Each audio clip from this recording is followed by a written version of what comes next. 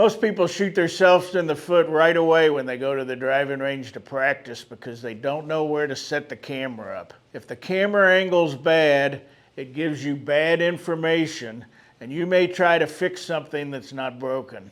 I'm going to show you how to put the camera in the correct position so you get the correct feedback and you can see what mistakes you're really making. And then I'm going to give you 2 or 3 drills that are going to show you how to improve your golf swing on a daily basis. It's fundamentally correct and it'll make you a better player. One of the most important things to consider if you're going to film yourself is where do you put the camera. The main thing is you have to be very consistent each time, because if you're working on something specifically, maybe it's your takeaway, if the camera's in the same place every time, well then you've got a reference point to see if you're doing it correctly or not. But if you're not paying attention to exact position of the camera angle itself can be misleading, and you may be working on something that's not necessary or changing something that's not wrong. I get pretty aggravated sometimes watching golf on television because a player will hit a bad shot and they'll show you his swing in slow motion, but I can tell that the camera's in the wrong spot, and so that information is worthless. They'll say he's inside too much on the takeaway, but I can tell the camera's too much to the right of him, behind him, and I know that they're getting wrong information. Patrick and I just did a video that just came out today, and as I watched it for the first time on YouTube, everything that I was showing him on camera looked like his club position was too far inside. I know it wasn't because I was standing there behind him, and where his camera was, it made the club appear more inside than it actually was. So the way to get your camera in the correct position is this. In an indoor studio, if you actually want the absolute best position, in my opinion, to look at swing plane, shaft plane, a camera right on the ground on the target line is probably the best angle. However, I use a TrackMan, and so I can't put a camera on the ground because then that'll either be behind TrackMan and TrackMan would be in the way, or the camera would be in front of TrackMan and it wouldn't give me the right numbers. Alternately better than that, so if I'm on the ground at the club head, then as my camera gets higher off the ground, it should actually match up with the shaft. And so if my tripod on the camera was waist high, then that's where I would like it behind me. In the video that we did the other day, the tripod was more over here, and so that made the club appear to be way on the inside when it was actually parallel to the ground and parallel to the target line. And so it's really important that you're consistent with where you put the camera and understand what the best positions are. For cameras that are taller, shoulder high, if they were that high on a tripod, well then that's the line that the camera should be on, is off my shoulder. So understand that depending on the height of your tripod depends on where the camera placement is.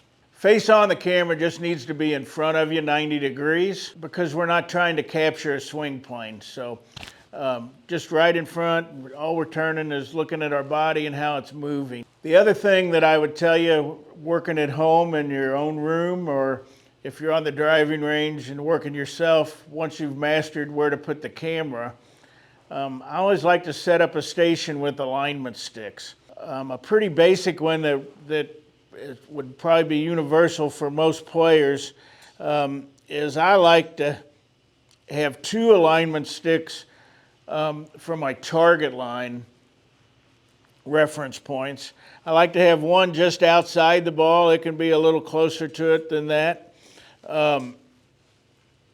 And so it's pointing at my target. And then I have another stick here that's between my feet and the ball so I can see, am I parallel with my feet, hips, and shoulders all the time? And then I have another stick that'll be between my feet that I can have as a reference point for ball position. So this is a pretty good basic setup. A lot of players just use these two. I like adding the third one. I think it really helps with alignment, and so then we can get set up the right setup and aim and alignment. I could always check, like I've talked about before, with my distance away from the ball from there with whatever club. Make sure it soles flat, points at my belt buckle, and I'm set up in this position every time. And people are always looking to be more consistent. If you're not consistently set up the same way every time, it doesn't matter how good your swing is, you're not going to be very consistent. So learn to master these setup fundamentals, and it'll really help you. I mentioned this in an earlier video as well, but you need to know why it's so important to line up parallel to the target line. And the reason why is because the golf swing is a circle. I've showed this before with my hula hoop, but it's a circle around us, and a circle by definition is symmetrical. And so if I can get set up parallel to my target line, then I can only turn 90 degrees with my shoulders on the backswing and 90 degrees on the follow-through. And if my backswing and my follow-through are symmetrical with my body turn, that really makes it a lot easier to swing the club around me in the correct circle. If my lines get off, well, then I can turn way farther back here and I stop here, and it changes the arc of my swing. So understand how crucial it is to get set up feet, hips, and shoulders parallel to your target line. Now that being said, not everybody has flexibility to allow that to happen, especially as players get older. I find a lot of players that when their feet and their hips are parallel to the target line, that their shoulders they can't get them parallel, they'll be open. And so it's a misalignment in their spine and in their hips that prevent that from happening. If that happens to you, if no matter what you do, you can't match up all three of these, by far the most important thing to be parallel to the target line is your shoulder line. So if my feet and all this are parallel, but my shoulders are like this, well then if I have to close my stance with my feet to get my shoulders on the correct lineup, correct alignment, then you need to do that. And the reason why the shoulders are the most important is just common sense. My hands hold the club, my arms are attached to my hands, and my arms are attached to my shoulders. So it's this shoulder setup that dictates really the path I swing the club on.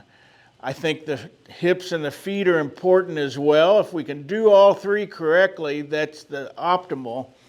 But if we can't do it all correctly, the shoulders are the most important. So we're set up at home, we're set up on the driving range, especially at home over the winter. This is one of the drills I think you should do every day. You can set up with any club, but I like to have an alignment stick that's on my toe line parallel, and alignment stick that's on my heel line parallel. So if I set up to a ball, my backswing, I'm parallel to the ground, parallel to the target line, and the club face matches my spine angle, and I'm square. On my way through, I'm on my heel line. If I turn around this way, I'm on my heel line, and the club matches my spine angle over here too.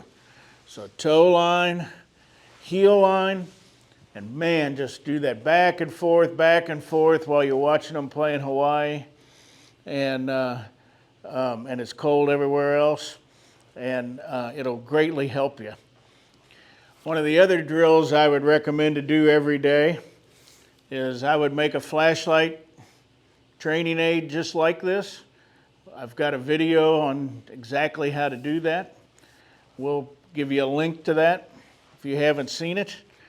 The definition of shaft plane is whichever end of the shaft's closest to the target line should point at it. At address, this end will be closer to the target line. And at home, every day, I would take it this far back on a backswing, make sure I'm pointed at my target line, make sure this end's still pointed at my belt buckle. Then I just come forward, point at my target line, make sure this end still points at my belt buckle. So even if I just practice from here to there, pretty good feeling for this bottom part of the swing. Then, after I've done this a few times, then all I'm going to do is add my wrist hinge so that points at the target line again. Pretty good place to stop indoors is just when my lead arm here gets parallel to the ground. Then on the way down, that'll point at my target line, point at my target line, point at my target line through. So I'm just going to try to point there, try to point there, and just do that over and over and over. And by the time the snow melts this spring, you'll have a pretty good golf swing. The other drill I would do every day, I would hold a club parallel to the ground out in front of me, and I would keep it parallel to the ground and feel this club head swing in a circle around me. If I stand tall, that club and my spine angle are 90 degrees to each other as I do that. And then I would just tilt into my address position where I can feel like the club and my spine's 90 degrees, and I'm just going to swing that club around my spine 90 degrees. It's a very simple but a very effective way to learn to make a correct swinging motion, and especially for pretty new players, intermediate level players, I rarely see anybody that is making a good swinging motion where their hands are working correctly both on the way back and the way through. My light stick will show you how to do that, and this circle drill right here will teach you how to do that too. One of the misconceptions in the swing is that all really great players are trying to take their hands out of the swing and use big muscles. But new players and high handicappers who aren't using their hands correctly, that's the number one thing, is to learn how to use your hands and how they hinge. If you understand how they hinge correctly, you'll become a much better player. These elite players that are trying to limit their hands are already using their hands perfectly. So can they swing faster if they turn more? Yes. But you don't need to be concerned with that. You need to learn to use your arms and hands correctly. And until you can really do that, you don't really have to worry about your body very much.